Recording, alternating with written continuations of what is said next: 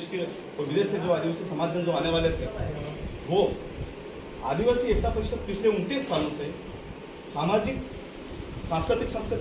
सामाजिक एकता को विश्व पटल पर सुशोभित करता है। और ये देश का पहला एक ऐसा संगठन है जो देश में जितने भी संगठन हैं, आदिवासी संगठन हैं, उनको एक जाजम पे लेके आता है। विभिन्न पार्टी में जो हमारे समाजजन हैं, वो चाहे पूरे साल कहीं पे किसी भी पार्टी में रहता है, लेकिन 13, 14, 15 जनवरी को एक आदिवासी बन के एक जाजम पे आकर बैठता है और ये मंच और वो जो जाजम प्रदान करता है वो आदिवासी एकता परिषद देता है। वही सोच रेगुलर बनी रहे,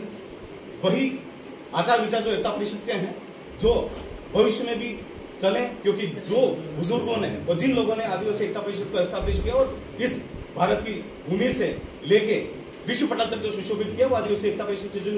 बड़े लोगों ने किया है, वही आचार विचार हमेशा के लिए आगे जाए, वही सोच रखकर काम करने की चेष्टा करी। पूरा टीम वर्क के साथ में काम करने का प्रयास किया गया, सभी लोगों को साथ में लगे।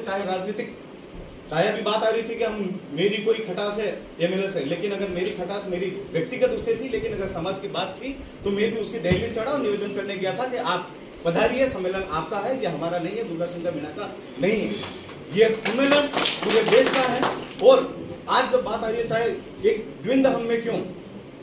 जब जिम्मेदारी पूरे राजस्थान की है और राजस्थान में जब जिम्मेदारी प्रतापगढ़ को मिली है, तो ये हमारी सबकी नैतिक जिम्मेदारी, हम सभी मिलकर इस सम्मेलन को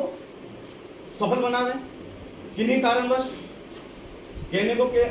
बात सामने आ रही है कि राजनीतिक ठीक है नहीं मिला, लेकिन फिर भी उनको प्रयास किए गए। और मात्र एमएलए की क्या बात करते हो, चाहे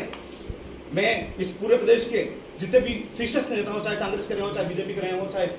आदिवासी परिवार की ओर से जो रहे हो, चाहे बीटीपी रहे हो, समस्त लोगों से अगर एक नेता अगर यूं कहे थे कि अगर हमने उनसे जो संवाद करने की कोशिश नहीं करी हो या उनसे अगर बात करने की कोशिश की हो, सभी से एक नेता से बात करने की कोशिश की हो, और चाहे जितने भी सामाजिक संगठन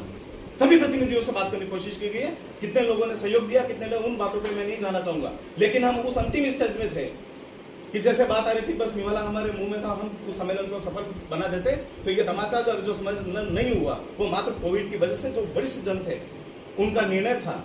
कि आदिवासी एकता परिषद जिस प्रकार को जीव और जीवन मात्र को जीने का जो संदेश पूरे दुनिया में देता है, वह संदेश बना रहे है।